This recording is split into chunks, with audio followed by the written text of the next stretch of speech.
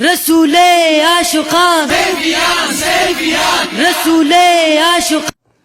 نو د دې ټکي سره د مفتي صاحب داسې وخاندي او مسکی شي چې دا خو ډېره غټه خبره ده چې رحمان بابا او ما باندې سلام را لېږلی دی، یعنې دومره خوشحاله شي لکه د الله رب العالمین د طرفه یا د نبی علیه السلام د طرفه چې په ده باندې سلام راشي. دا قسم خبرې خورول، دا قسم خبرې کول د امت بېلارې کوي.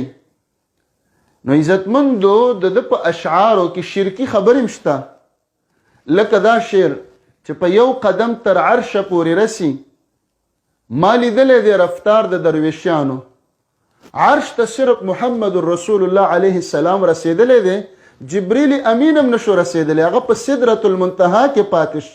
او عزتمندو عبدالرحمن بابا خپل نوم هغه عبدالرحمن دی، دته رحمان بابا ویل دم ګناه ده. پکار ده چې موږ ټول مسلمانان د دې اصلاح وکړو.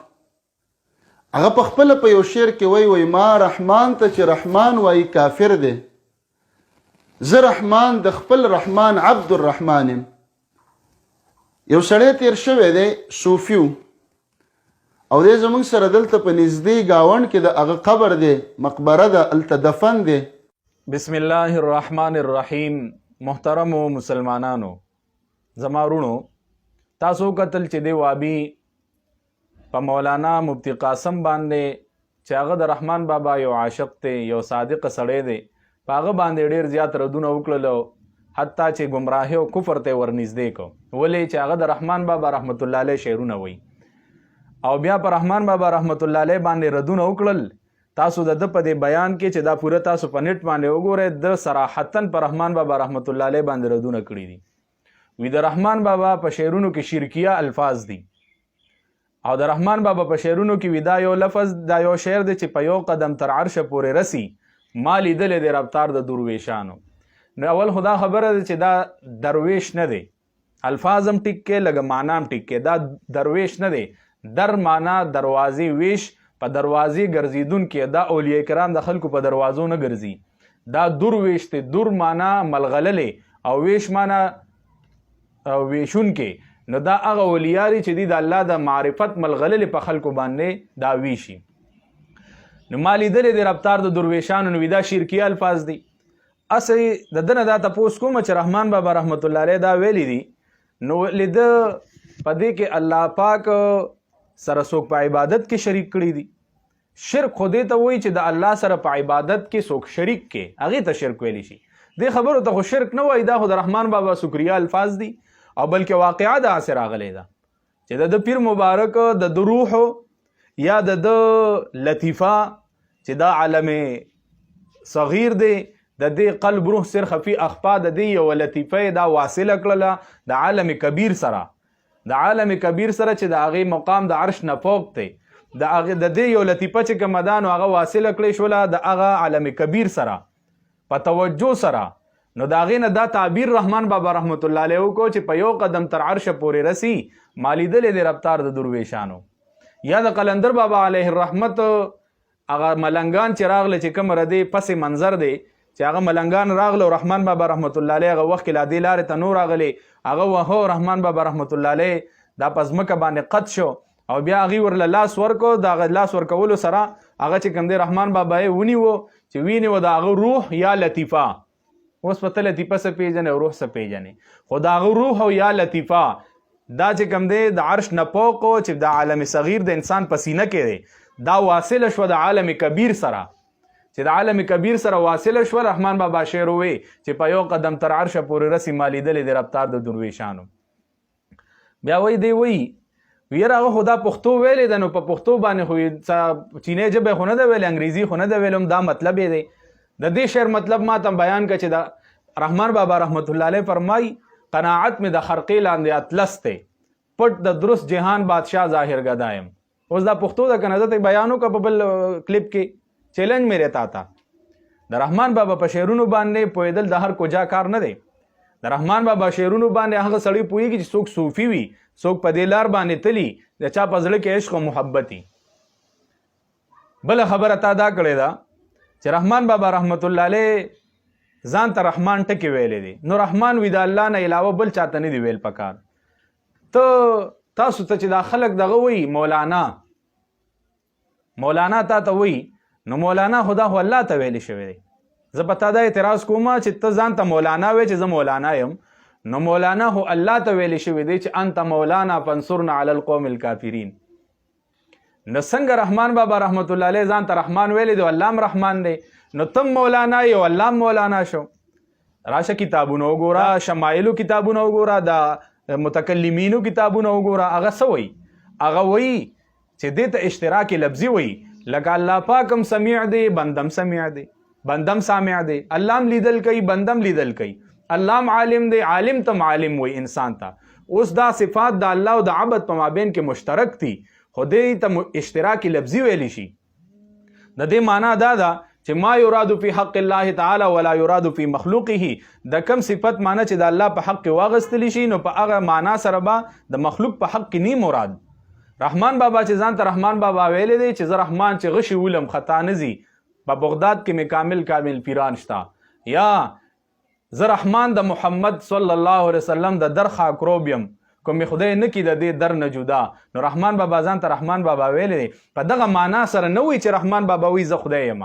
لکه په خپل تا دې شعر کې وی چې رحمان بابا رحمت الله علیه فرمای ما رحمان ته چې رحمان وای کافر دی، زه رحمان د خپل رحمان عبد الرحمن یم.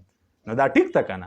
رحمان بابا وی چې ما رحمان ته چې رحمان وای، نو هلته ګوره یو پیر وی چې ما رحمان ته شعر وی، خو ګوره خلکو ته وضاحت نه کې، حق پټه. ما رحمان ته چې رحمان وای، نو ځان ته بخپل رحمان وای چې رحمان وای، یعنی ما ته چې زه عبدالرحمن بابا وی چې زه رحمان یم، عبدالرحمن یم، چې ما ته رحمان وای الله وای، یا د الله سره مې په صفاتو کې شریک ګڼي، نو کافر دی، دغه سړی کافر دی. زه رحمان د خپل رحمان عبدالرحمن یم، دا هغه چې کوم دی نو بنده یم. او خلکو له ذهن کوم هوتاوي، خلکو له ذهن بل طرف ته تاوي، او د رحمان بابا علیه الرحمت هغه اشعار چې هغه کوم ویلي، نو د هغې نه د خلکو زړه توري کوي. زما محترم مسلمانانو، اشتراک لفظي دې ته ویلی شي، لکه تاسو ته چې ما څنګه خبره وکړله، نو رحمان بابا رحمت الله علیه په دا معنا سره رحمان نه دی، په کومه معنا سره چې الله پاک رحمان دی. رحمان معنا رحم کوونکې. نو الله پاک په دې ټوله دنیا باندې په کافرانو په مسلمانانو باندې رحم کړی دی. کافر تم جامع او روټۍ ورکوي، مسلمان تم جامع او روټۍ ورکوي، مسکن ورکوي. رحیم معنا دار چې الله پاک په آخرت کې صرف چې کوم دی په مؤمنانو مهربان یو دک صفت خاصه د الله دی.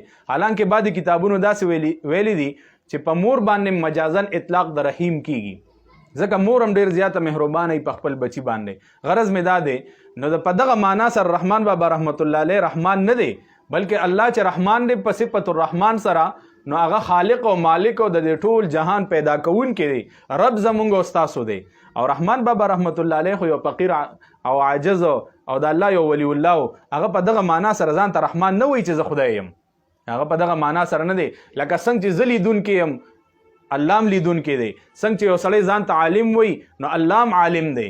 خو الله په کومه معنا سره عالم دی؟ الله په ذرې ذرې د کائناتو باندې، په علم الغیب او عالم الغیب باندې، په ناسوت او ملکوت او جبروت او لاهوت باندې، په دې ټولو څیزونو، په ټولو کائناتو، په ما سوا الله هر څه باندې الله پاک په خپل ځان باندې په ټول سب هر څه باندې علم شته. او ما وتا ته صرف په یو څو څیزونو باندې علم حاصل لې، نو الله هم عالم شو، بندم عالم شو. خو د الله په حق هغه معنا ده چې په هر څیز عالم دی، د بنده په حق دا معنا ده چې په بعضې څیزونو ته الله علم ورکړی. دې ته وایي اشتراک لفظي. او محترم مسلمانانو، دی بله خبره کوي، دی وایي رحمان بابا ما سره دلته په ګاونډ کې دی رحمان بابا ما سره په ګاونډ کې دی.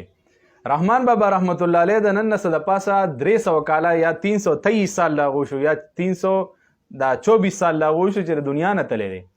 رحمان بابا تا سره په ګاونډ کې نه دی، ته ورسره په ګاونډ کې.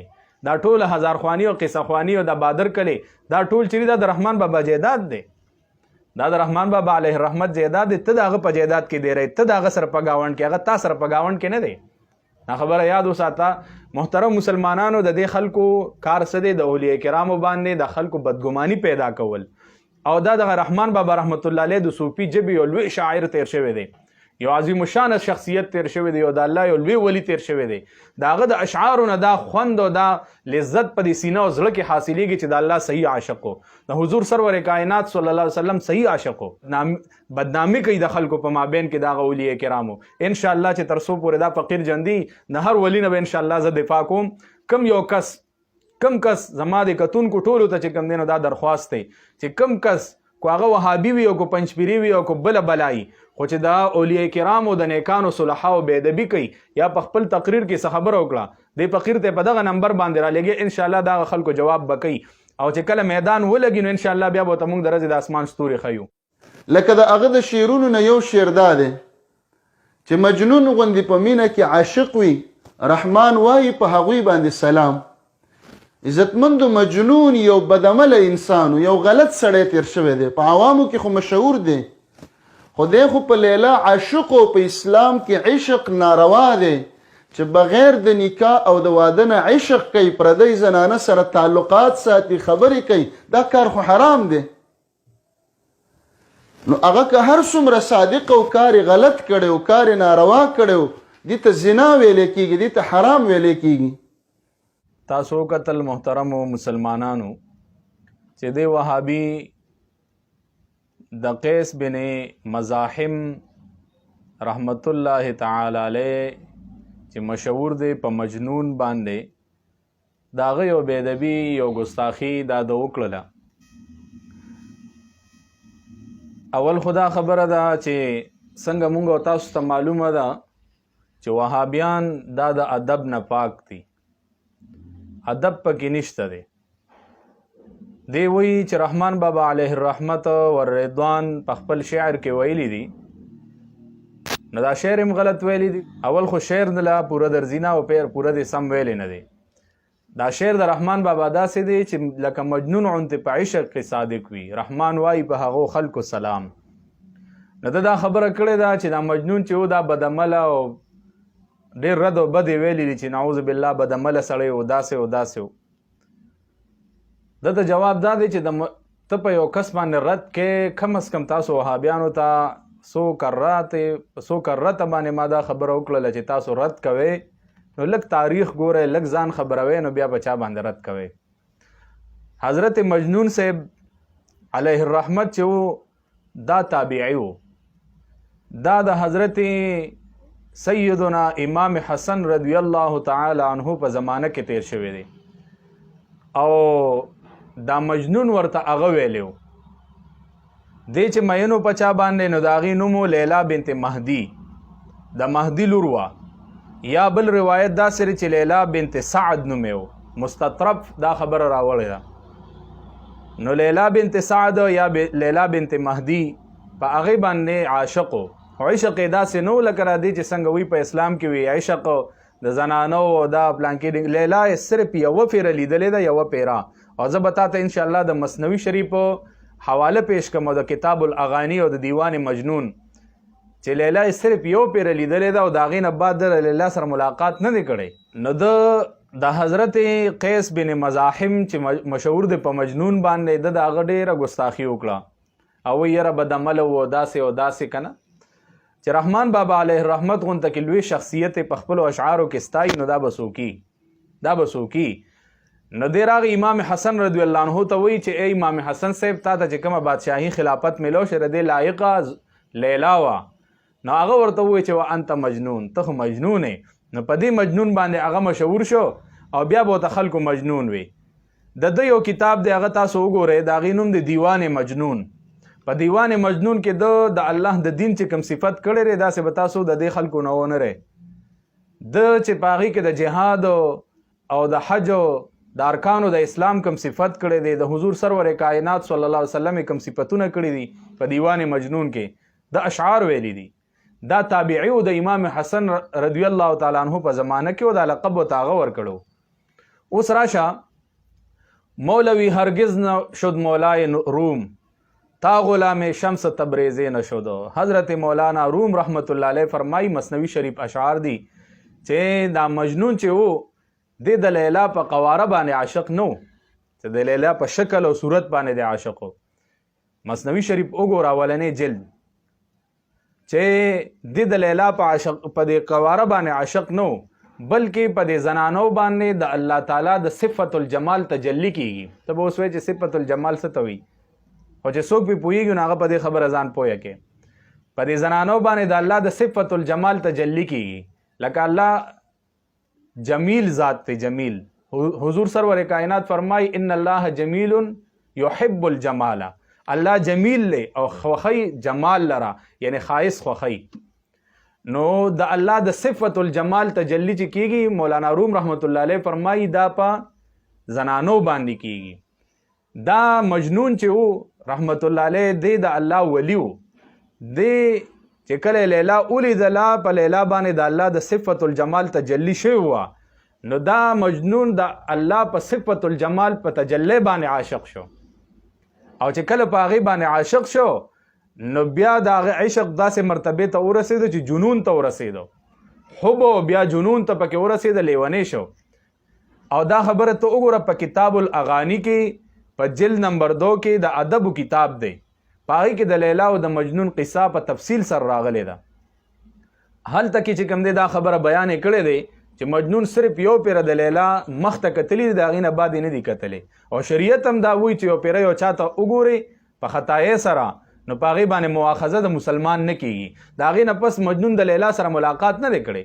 دا کمې قصې چې ورپسې خلکو مشورې کړي دي دغه ټولې چې کوم دی نو په کتاب الاغانی کې نشته. نو مولانا روم رحمت الله علیه وایي چې دی په دغه تجلی باندې عاشق و چې کومه د لیلا په مخ باندې شوی و چې د صفت الجمال تجلی ده، دی په هغې باندې عاشق شو، د لیلا په کواره باندې نو عاشق شوی. او تاسو وایئ چې یاره دی خو یو بدعمله سړی و، مجنون خو یو بدعمله و. دا رحمان بابا یې صفت کړی دی. رحمان بابا غونته کې لوی صوفي عالم دا او د پښتو ژبې یو لوی عظیم الشان شخصیت نه به راشي او نه راغلی دی الحمدلله. او دا الحمدلله په صوفیو کې او په اهل سنتو کې الله پاک داسې خلک را لېږلي دي.